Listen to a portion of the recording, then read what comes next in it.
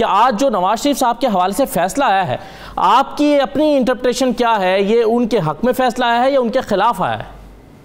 देखें, हर आदमी अपने तौर पर देखता है। बेसिकली तो एक तय हो गया ना कि में वो मौजूद नहीं है, वो जमानत पर होने के बावजूद बाहर गए हैं और वो जब आएंगे तो तब की बात है। अभी तो ये फैसला उनके खिलाफ ही गया है और उनकी सजा भी बहाल रही है और मेरे ख्याल में तो ये पाकिस्तान, हमारी आवाम की बदनसीबी है। यहाँ से लीडर जो हैं वो बाहर रहना ज्यादा सुकून और एहसास और ज्यादा मजा महसूस करते हैं अपने वतन में, जहाँ वो सारी दौलत बनाते हैं और लूट कर बाहर ले जाते हैं। शेख रशीद साहब, क्या नवाज शरीफ साहब को वापस लाने के हवाले से कोई स्ट्रेटजी है हमारी हुकूमत के पास? हम एक्स्ट्रेडिशन तो करने जा रहे हैं। ये जाहिर है दुनिया में ऐसे लोगों की जरूरत है, इंटरनेशनल एजेंडा है कि ऐसे लोग बाहर से पाकिस्तान की फौज के खिलाफ बयान दें, पाकिस्तान की हसास बातों पर अपनी इजहार करें और बाहर बैठ के अपने आप की अहमियत जताएं। लेकिन पूरी कोशिश है इमरान खान की कि नवाज शरीफ को वापस लाया जाए। शाह साहब, जितने लोगों के केसेस यहाँ पर चल रहे थे सबकी जमानतें हो गई, शहबाज शरीफ साहब की भी, हमजा की भी, कल ख्वाजा आसिफ की भी हो गई है। अब नून लीग का कोई भी शख्स अंदर नहीं है और इसके नतीजे में नून लीग ने बयानिया ये बनाया कि देखिए जनाब, हमारे खिलाफ तो कोई चीज़ साबित ही नहीं हो सकी। आप ये किस तरह से देखते हैं अपनी हुकूमत की एहतसाब की कारकर्दगी? कोर्ट्स के फैसले हैं, ये कोर्ट्स के फैसले हैं और कोर्ट के फैसलों के खिलाफ तो मैं बात नहीं कर सकता और कोर्ट को यह हक हासिल है कि वो फैसला करे और इसमें जो हमारे, लेकिन आप शेख साहब प्रोसिक्यूशन की कारकर्दगी पे तो बात कर सकते हैं। प्रोसिक्यूशन जाहिर है, मैं कोर्ट के फैसले के खिलाफ तो नहीं बात कर सकता। अदालत का जो फैसला है वो फैसला है, उसको मानना चाहिए। अच्छा शेख साहब, मैं एक दो सवाल आपसे पॉलिटिकल करना चाहता हूँ। आसिफ जरदारी साहब की और चौधरी परवेज इलाही साहब की जो मुलाकात है, आप इसको किस नज़र से देखते हैं? क्या यह मुस्तकबिल के किसी अलायंस का पेशखैमा है? नॉर्मल देखता हूँ, इसमें कोई ऐसी बात नहीं देख रही। सियासतदानों से मिलते हैं और चौधरी बरादरान जिम्मेदार लोग हैं और कोई ऐसी बात नहीं कि जिसमें कि ये सोचा जाए कि क्या होने जा रहा है या क्या नहीं होना जा रहा। तो सर इसमें शेख साहब को मुस्तकबिल का कोई इम्कान है किसी अलायंस का? क्योंकि खबरें जो आ रही थी वो ये आ रही थी कि शायद अवामी नेशनल पार्टी को मिला के कोई अलायंस बन जाए। ये अपोजिशन इमरान खान के लिए तरने वाला है, ये इमरान खान का कुछ नहीं बिगाड़ सकते। ये 30 दिसंबर इनकी डेट थी, कई डेटें आई और चली गई और इमरान खान 5 साल पूरे करेगा इंशाल्लाह। शेख साहब, आप क्या समझते हैं कि जहांगीर तरीन साहब जो हैं उनके मामलात को हल किए बगैर या उनके साथ जितने लोग मौजूद हैं उनके बगैर इमरान खान साहब जो है वो आइंदा हुकूमत बना सकते हैं इलेक्टेबल्स के बगैर? देखें, हर इलेक्शन की अपनी एक सिलसिला होता है। ये सारे जहांगीर तरीन के लोग वोट देंगे, कभी 2-3 दिन में आप देखें सब वोट देंगे, बजट में सूबे में भी देंगे, मरकज में भी। लेकिन जहांगीर तरीन साहब अपना जो ग्रुप तहलील नहीं कर रहे। शेख साहब, आप नहीं समझते कि वो अपने ऑप्शन को खुला रखना चाहते हैं? कर रहे हैं या नहीं कर रहे ये जहांगीर तरीन को पता होगा, लेकिन ये मुझे पता है वोटें वो दे रहे हैं इमरान खान के बजट को इंशाल्लाह। शेख साहब, क्या तहरीके इंसाफ अपनी परफॉर्मेंस से इस काबिल हो गई है कि आइंदा इलेक्शन जो है वो इलेक्टेबल्स के बगैर लड़के हुकूमत बना सके? आइंदा इलेक्शन अपनी परफॉर्मेंस पर ही लड़ा जाता है जी। इंशाल्लाह बेहतरी के हालात होंगे और लोग अंडर एस्टिमेट कर रहे हैं। कौमी पार्टी है इस वक्त, गिलगित में भी है, आजाद कश्मीर में भी हुकूमत बनाएगी, पंजाब में भी है, KPK में भी है, बलूचिस्तान में भी, सिंध में एक सूबा छोड़ के सब सूबों में है, तो परफॉर्मेंस बेहतर करेंगे आगे।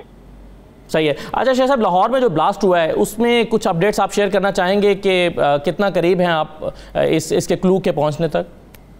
देखें, तकरीबन हम इन्वेस्टिगेशन के काफी करीब है और मुल्क पर अंदर से दबाव डालने की कोशिश की जा रही है और इंटरनेशनल एजेंडा यही है कि पाकिस्तान के लिए मसाइल पैदा किए जाए, पाकिस्तान के लिए अंदरूनी प्रेशर बिल्ड किया जाए और पाकिस्तान की अजीम अफवाज है, अजीम अदारे हैं और इन सारे मसाइल से पहले भी हम सुरखरू होकर निकले और अब इंशाल्लाह निकले। आपके ख्याल में शेख साहब, क्या इंटरनेशनल एजेंडे में कुछ नई चीज़ें तय हुई हैं, नए अहदाफ तय हुए हैं पाकिस्तान को डिस्टेबलाइज करने के लिए, खासतौर पर जब पाकिस्तान ने अमेरिका को इनकार किया है उसके बाद? देखें, इसका बेहतर जवाब तो फॉरेन ऑफिस दे सकता है, लेकिन ये बात हकीकत के करीब है कि हमारे पड़ोस में जो हालात बदलने जा रहे हैं उसका हम पर असर हो सकता है, लेकिन इसका वाज़ेह जवाब फॉरेन ऑफिस दे। लेकिन क्या वजारत दाखिला सर ये जवाब दे सकता है कि नए चैलेंजेस क्या हैं इस बदलती हुई सूरत हाल के पेश नज़र? देखिए, हम बॉर्डर मैनेजमेंट को देखते हैं। बॉर्डर मैनेजमेंट हमने 86-88% अफगान बॉर्डर को सील कर दिया। 44% हमने सील कर दिया है ईरान को, और 1 साल के अंदर अंदर दोनों तरफ के बॉर्डर 1-2 महीने में अफगान बॉर्डर सील हो जाएगा, और इंशाअल्लाह ताला हम बेहतरी से फैसले और बेहतरी की तरफ लेके जाएंगे। हमारे हमसाए में जो अफगानिस्तान की मैं बात कर रहा हूँ, वहाँ पर जो तब्दीलियाँ आ रही हैं, जिस तरह से तालिबान का असर रसूख बढ़ रहा है और चीज़ें वहाँ पर हुकूमत के कंट्रोल से बाहर हो रही हैं, शेख साहब क्या आप उसके पेश नज़र समझते हैं या उसका कोई कनेक्शन देखते हैं लाहौर में होने वाले इस ब्लास्ट के साथ, और आप समझते हैं कि मजीद चौकन्ना और चौकस होने की जरूरत है? अभी ये बड़ा सेंसिटिव सवाल आप कर रहे हैं, अभी हमें तक पहुंचने दें फिर इसका जवाब दें। राइट सर, मैं आखिरी सवाल सर आपसे करना चाहता हूं, आपके ख्याल में इस वक्त हुकूमत का सबसे बड़ा चैलेंज क्या है? एहतसाब, जिसको अभी तक करने में हुकूमत नाकाम रही है क्योंकि वादा ये इमरान खान का ही था, चाहे अदालतें फैसला कर रही हैं, या फिर महंगाई आपके ख्याल में सबसे बड़ा चैलेंज है? मेरा ख्याल है हमें महंगाई को कम कर लें तो हमारा कोई मसला नहीं है इंशाअल्लाह। कि नवाज शरीफ को आज इस्लामाबाद हाई कोर्ट से रिलीफ मिला है या फैसला उनके खिलाफ गया है सरीहन? देखिए, इसके खिलाफ क्या है, क्योंकि इसके 2 पहलू हैं इस फैसले के।